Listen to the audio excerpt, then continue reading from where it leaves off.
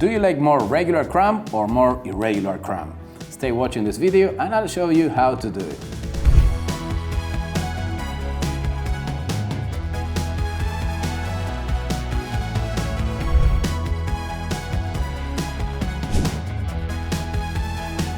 Degass or not degass? That is the question. And when we're talking about crumb, there are basically two sides.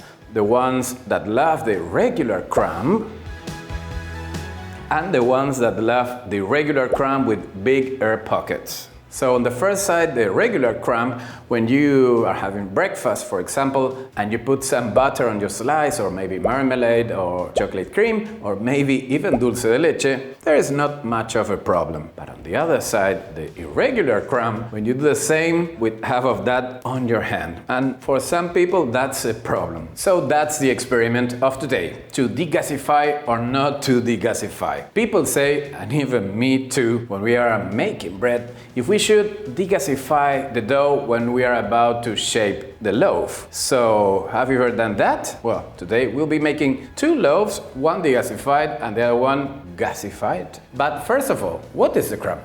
Come closer. A little bit closer. Come closer. More. No, not that close. So what is the crumb? First is the inner side of the bread that you see when you open it, when you make a slice of bread. But it all begins with the gluten network, which is the responsible of maintaining or keeping the gases of the fermentation inside. These mini bubbles, or maybe these bigger bubbles, will even grow more in the oven while we're baking the bread, because there's a lot of water being evaporated. And then after the baking, all the starches that are gelatinized will end up what we call the crumb.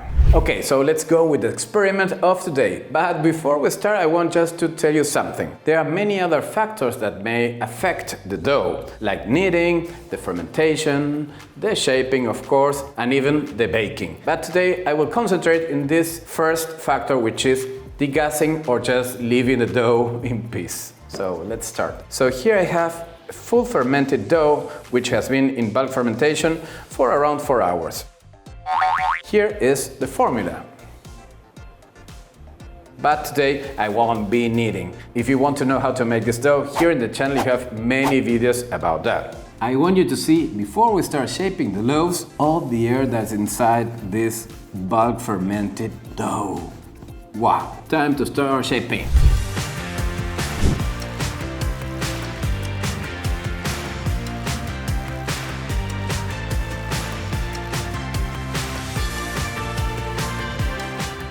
Beautiful dough, right? So now it's time to divide it in two, the degas one and the gas one.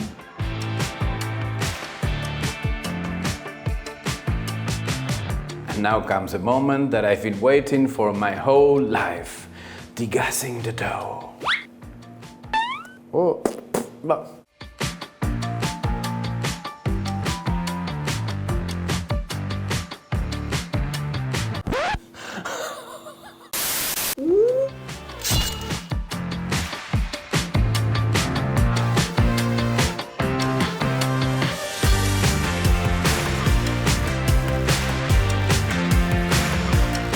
and here are the two doughs. The one that is totally smashed, totally degassified, and here's the one with all the air inside, all the bubbles.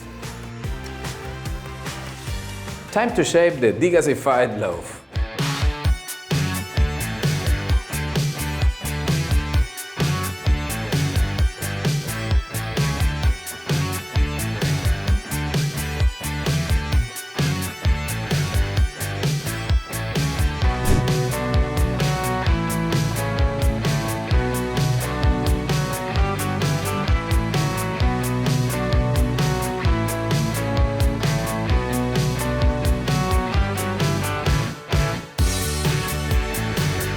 And now let's continue with the full air loaf.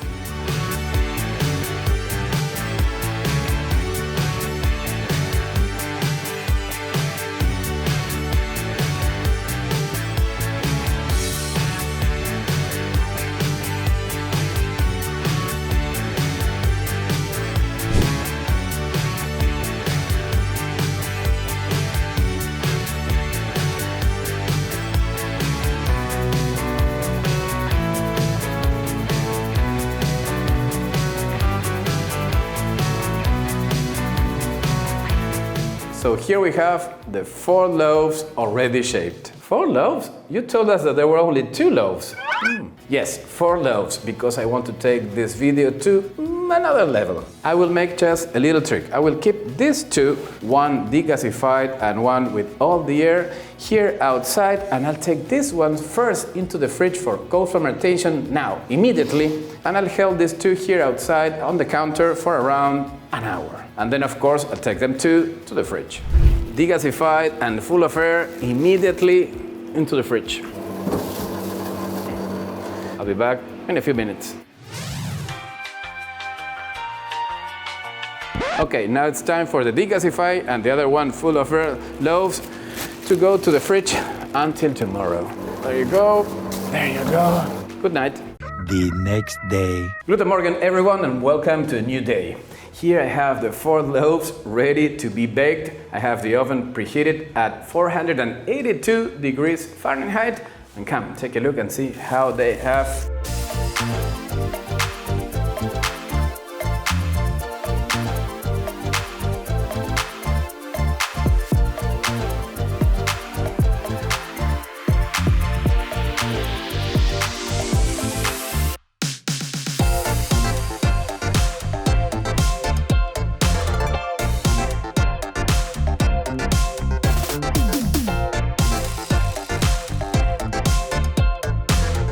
But before we start baking, let's take a closer look.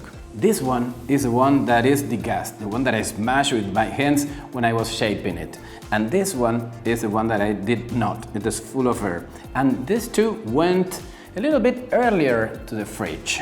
Interesting, this one has much more volume. And these guys here are the ones that went a little bit later to the fridge. And the same, this is a smashed one, and this is a non-smash with all the gas. And compare. Okay, time to bake. Are you lost with all the sourdough bread recipes that you find on the internet? Would you like to learn all the tips and tricks to make your own sourdough bread at home? Then I have the solution. I have designed the perfect masterclass of sourdough bread just made for you. By clicking the link on the description, you will learn how to make and take care of your sourdough starter, how to knead, shape, ferment and bake your sourdough bread, how to use and read the baker's percentage, all the basic techniques to bake like a pro at home, and how to read and understand your dough. Don't miss out on it and click the link on the description right now.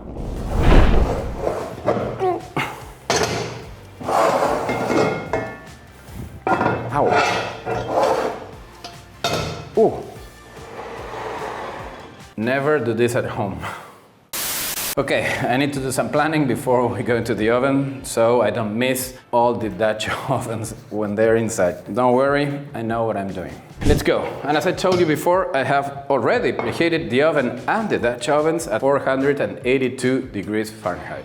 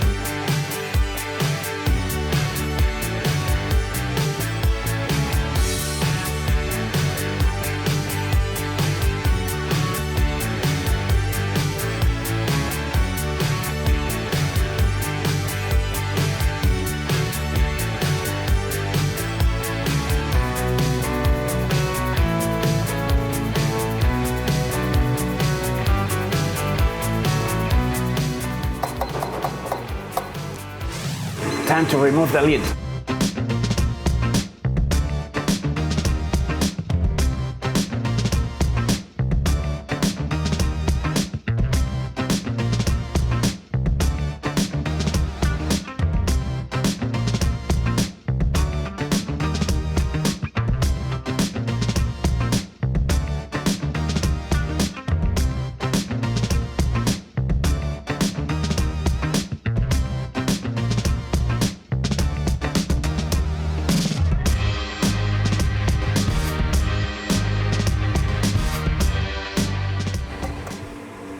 20 more minutes. Good, here we have the 4 loaves already baked and cooled down. So, according to my baking plan, this should be okay. No misunderstanding, no movement. So let's check them one by one. Here we have the smashed loaf, which went earlier into the fridge. Here we have the normal one, which was cold retarded earlier. Also the smashed one, who went a little bit more later into the cold weather. And here is the cold retarded normal bread that went a few minutes later. You might be asking why this one has a little bit more ear than this one. The thing is that the Dutch oven that I used for these 3 ones was a little bit more thinner, and this one was a bigger one, so it could open a little bit more, but the 4 loaves are okay. What a knife! Here we have the first volunteer, the one which was already flattened, smashed and taken all its air out, and also went to the fridge for cold fermentation earlier than the others. It looks good, beautiful ear, it's light and hollow. Let's check that crumb.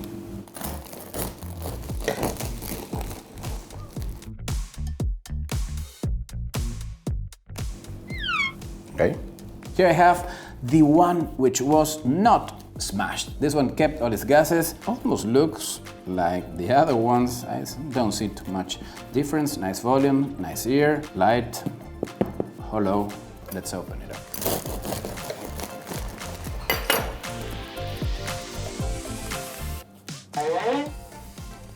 The second flattened, smashed and taken all its air out of its crumb, also retarded a little bit more than the other one, the first one. Now it's also light, hollow, beautiful ear. Let's check that crumb.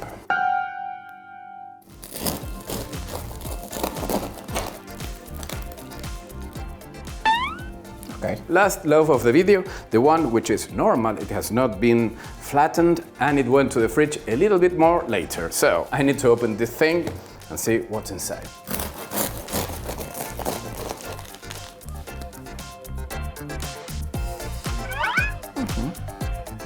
So finally, here we have the 4 loaves already baked, opened, and we can see their crumbs. At first glance, these ones that we see here on my left are the ones which were totally smashed. We took all the gas from the inside, and this is the result. And on my right, you can see the 2 ones, the normal ones, which had all their gases. This is a degassed loaf which went earlier into the fridge. Here we have the gasified, the normal one, which went earlier into the cold fermentation. This one is the degassed too, but this one went around 40 minutes later to the fridge. The normal one, non-degasified, which went 50 minutes later to the fridge. The crumb is totally different. These 2 ones, the one who went a little bit earlier and the one who retarded a little bit more outside the fridge, they both have this regular crumb, which is good, of course. It's excellent for toast. And on the right side, we see the ones with a more irregular crumb, with a little bit more bigger pockets. And there is a slight difference between these 2. Is that this one is a little bit over fermented, which gives us a loaf with a lower volume and also a more regular crumb, although it is not regular, but this one has a little bit bigger pockets. Of course, there are many other factors that affect the crumb. Today I just wanted to show you 1 or 2 to flatten or not to flatten the bread, and also retard a little bit more or a little bit longer. That was the idea of this test, and is it in front of your eyes. Now you decide which kind of crumb you like the most. If you want a more regular crumb, which is okay, it is excellent and a super tasty bread. And here you have this more open crumb, which is also excellent and super tasty too. So you decide on which side are you. Maybe one day, maybe you can change on the other day.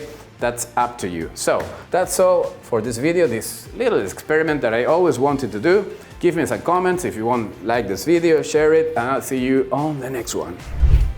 I hope you have enjoyed this video.